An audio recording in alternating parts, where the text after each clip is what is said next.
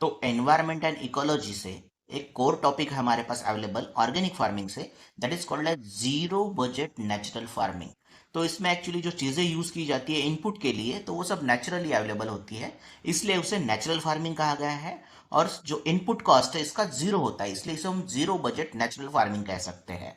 तो इसके एक्चुअली हम क्या क्या डिस्कस करने वाले हैं इससे रिलेटेड, तो इसका हम कॉन्सेप्ट डिस्कस करेंगे, उसके बाद एक्चुअली इसके कंपोनेंट्स क्या है, इसे चैलेंजेस क्या है और इसके बेनिफिट्स क्या है, हम यहाँ पे डिस्कस करने वाले हैं। तो सबसे पहले हम देख लें कि ये इसमें फिलर और कंपोनेंट कौन से हैं। तो चार कंपोनेंट है, एक है बीजामृत, एक है जीवामृत, एक है मल्चिंग और एक है वापसा। तो बीजामृत जो होता है ये पहला कंपोनेंट है, that is called as seed treatment.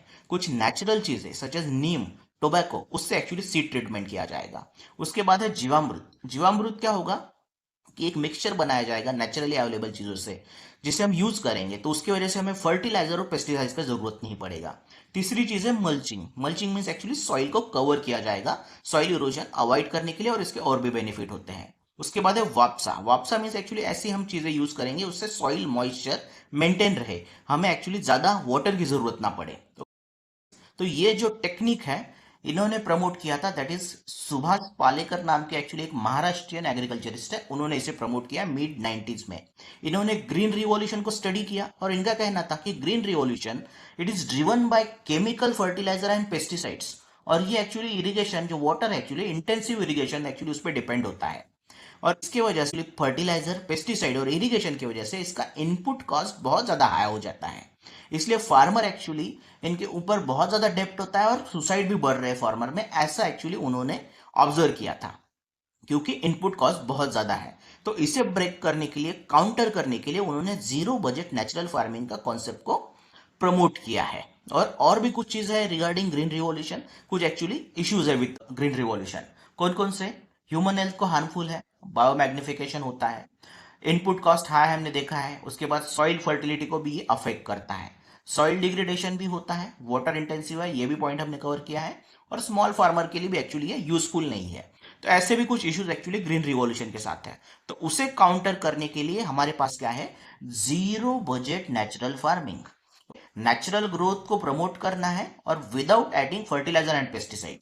Foreign element हमें नहीं चाहिए, केमिकल एलिमेंट्स हमें यूज नहीं करना है। जो इनपुट कॉस्ट जो है वो एक्चुअली जीरो होना चाहिए, राइट। तो उसके बाद इसमें एक्चुअली जो सीड ट्रीटमेंट है और जो बाकी चीजें हैं वो एक्चुअली काऊ डंग और काऊ यूरिन से किया जाता है। तो इसलिए सभी चीजें नेचुरल होंगी, इसलिए जीरो बजट नेचुरल फार्मिंग। हम क्या करते हैं, इसके वन बाय वन जो कंपोनेंट्स है, बीजामृत, जीवामृत, मल्चिंग और वापसा डिस्कस कर लेते हैं। तो सबसे पहला जो है component that is called as Beejamrit. Beejamrit means क्या है? Seed treatment. तो सीड ट्रीटमेंट में नीम्स के लीव्स यूज किए जाएंगे एक्चुअली, या फिर नीम का पल्प भी यूज किया जा सकता है, टोबैको भी यूज किया जा सकता है और ग्रीन चिलीज को भी यूज किया जा सकता है। इन चीजों में कुछ अल्कलाइड्स होते हैं जो नेचुरली एक्चुअली पेस्ट को दूर रखते हैं। तो ये इंसेक्ट और पेस्ट मैनेजमेंट करता है बीजामृत। क्या क्या चीजें इंपॉर्टेंट है यहाँ पे? नीम लीव्स, उनके पल्प और टोबैको, इवन ग्रीन चिलीज भी, इनके जो नेचुरल अल्कलाइड्स है इंसेक्ट और पेस्ट को कंट्रोल कर सकते हैं। तो ये हमारा पहला कंपोनेंट है बीजामृत, और चीजें नेचुरल यूज करना है, रेड चिलीज, नीम और टोबैको। उसके बाद दूसरा कंपोनेंट है एक्चुअली दैट इज कॉल्ड जीवामृत। तो जीवामृत थोड़ा कॉम्प्लेक्स है।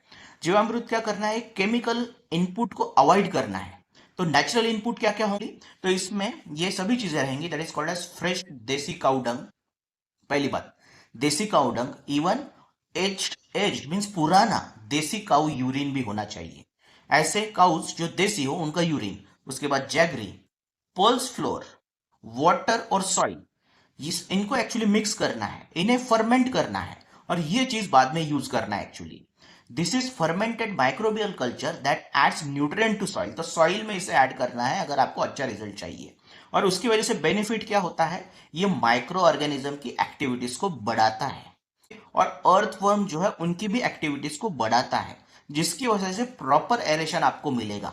ओके, और साथ में इसी मिक्सचर से आपको मिनरल्स भी मिलेंगे, such as nitrogen, phosphorus, potassium and sulphur. तो इस तरीके से ये बेनिफिशियल होता है, ये न्यूट्रिएंट भी ऐड कर रहा है, और जो नेचुरली प्रेजेंट माइक्रो ऑर्गेनिज्म और अर्थवर्म है उन्हें भी एक्चुअली ये प्रमोट कर रहा है, उसकी वजह से एरेशन प्रॉपर रहेगा।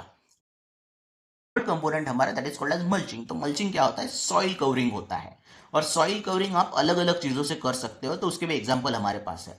तो इससे क्या बेनिफिट होता है? एक चीज़ है कि सॉइल का मॉइस्चर कंजर्व हो जाता है, और ये वन ऑफ द कंपोनेंट है, दैट इज सॉइल मॉइस्चर को आपको यूज करना है। इससे फर्टिलिटी भी इंक्रीज होता है और हेल्थ भी इंक्रीज होता है सॉइल का। उसके बाद वीड ग्रोथ भी रिड्यूस होता है, और उसके बाद इवन कुछ इंपॉर्टेंट चीज है, विजुअल अपील के लिए भी मल्चिंग इंपॉर्टेंट हो सकता है। तो इसलिए मल्चिंग इंपॉर्टेंट कंपोनेंट रखा है उन्होंने यहाँ पे। उसके बाद ये देखिए, मल्चिंग डिफरेंट तरीके से हो सकते हैं। कुछ मल्चिंग जो है ये सॉडस्ट से भी एक्चुअली यूज कर सकते हो आप। ये बार्क मल्च है, ये एक्चुअली कुछ मल्च यूज किया गया है। उसके बाद प्लास्टिक से भी आप मल्च कर सकते हो। पेपर से भी मल्च, एक्चुअली न्यूज़पेपर का भी मल्च बनाया गया यहाँ पे। कंपोस्ट का भी एक्चुअली यहाँ पे मल्च आपको दिखाई दे रहा है। तो अलग अलग तरीके से आप मल्च कर सकते हो। पेपर है, कुछ टुकड़े हैं एक्चुअली कुछ चीज़ों के, ये जो ड्राइड चीज़ें होती है उसका भी आप मल्च यूज कर सकते हो, तो उसका कुछ बेनिफिट है। ये एक्चुअली बर्न्स यूज किया जाता है एक्चुअली। तो हमने क्या कहा था कि सॉइल मॉइस्चर, तो ऐसे बर्न्स भी यूज किए जाते हैं। तो बंडिंग जो होता है, बर्न्स है, ये भी इंपॉर्टेंट कंपोनेंट है जिससे हमें सॉइल मॉइस्चर मिलता है। और तो ये चार कंपोनेंट इंपॉर्टेंट है। लेकिन और एक एडिशनल पॉइंट है, तो इसमें एक्चुअली कि वर्मी कंपोस्टिंग जो है ऑर्गेनिक फार्मिंग का हमेशा इंपॉर्टेंट कंपोनेंट रहा है। लेकिन जो मिस्टर पालेकर है वो वर्मी कंपोस्टिंग को अपोज करते हैं। उनका कहना है एक्चुअली वर्मी कंपोस्टिंग ये हार्मफुल होता है। कैसे? उनका कहना है एक्चुअली कि हमारे यहाँ पे जो वर्मी कंपोस्टिंग के लिए वर्म यूज किए जाते हैं, सच एज यूरोपियन रेड विगलर और बाकी चीजें, तो ये इंडियन सॉइल में जब हम यूज करते हैं, ये एक्चुअली कुछ एब्जॉर्ब कर सकते हैं टॉक्सिक मेटल्स को। उसकी वजह से ग्राउंड वाटर एक्चुअली पॉइजन हो सकता है, और साथ में सॉइल भी पॉइजनस हो सकता है। ऐसा उन्होंने एक्चुअली एक उनका एक ऑब्जर्वेशन बताया, इसलिए वो वर्मी कंपोस्टिंग के अपोज में है। तो ये भी एक इंपॉर्टेंट चीज आपको ध्यान में रखना है। तो ये हमारा एक्चुअली कुछ ओवरऑल पॉइंट्स थे, कंपोनेंट्स थे, उसके फीचर्स थे। लेकिन इस चीज को कुछ चैलेंजेस भी है। चैलेंजेस कैसे? तो सबसे पहला चैलेंज है कि ओवरऑल प्रोसेस में हमें नेचुरल इनपुट चाहिए, और उसमें काउ डंग चाहिए आपको, और काउ यूरिन भी चाहिए। और वो भी कौन सा? नेटिव स्पीशीज का, जो देसी स्पीशीज है। लेकिन अभी नेटिव स्पीशीज कम हो रहा है, एक्चुअली रिड्यूस हो रहा है उनका नंबर।